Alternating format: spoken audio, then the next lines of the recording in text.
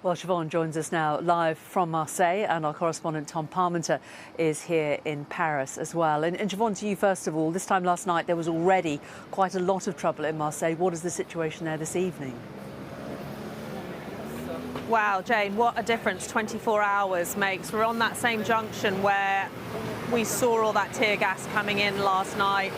We saw the smoke bombs being used, and yet tonight a totally different story. If you have a look behind me, you can see the police have brought in these extra armoured vehicles. There's a big police presence on the streets at the moment. I can just walk around and just show you a bit more. So we've got police vans here up the street. There's about 6 of these here with the police, as you can see in front of them, looking quite relaxed actually. And on every corner around this centre area there are little groups of police at the moment, very relaxed frame, and throughout the day it has been like that. They've had sort of foot patrols out during the day and then now more and more at night. But what we haven't seen so far this evening is that collection of people coming out onto the streets, gathering, and then later clashing with the police. And it was actually this area, around this area, on Friday night where we saw that widespread looting and violence. So the question is, why aren't they here?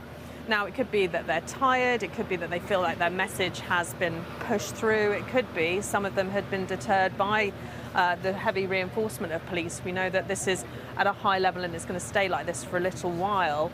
The other question is, are they actually just regrouping, having a break and coming back? I think, as you heard in my report, there are 2 distinct groups of protesters in this city. There are people who are very concerned about what they believe is institutional racism and things that need to change. And then there are some people who are coming out and making trouble. And interestingly, I was talking to someone who is connected to the police today, and they were saying another thing that's feeding into this is the fact that it's school holidays now. So you've got teenagers, kids who haven't got much to do, who may be getting caught up in this as well. So tonight, at the moment, this is exactly what the mayor of this city and Emmanuel Macron would want to see. Whether it stays like that, we'll only tell in the coming days.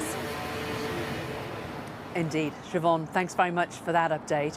Well, let's cross to Tom Parmenter, who is here in Paris, down on the streets. And again, by this time last night, Tom, there had been bother. What is it looking like now? So far, central Paris, like Marseille, is much calmer than it was last night. We spent the last few hours driving around both sides of the river through the middle of Paris, and it feels like a regular Sunday evening. Yes, there are tourists around, but far fewer of the groups of youngsters that we saw congregating in the middle of Paris last night. The police are out in force once again, as they are, as we've seen in Marseille, some 45,000 officers across the country. And we've just been speaking to one of them here in Paris, who says that we are hopeful of a quieter night tonight. And that will certainly be encouraging for the French state.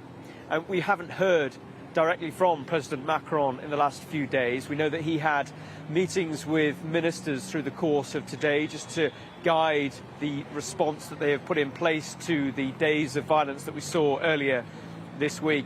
And I think that is a calculation. They know quite often when President Macron speaks, there is often a backlash. And perhaps they are allowing the words of that grieving grandmother to resonate and hit home with as many people as possible and not to disrupt that.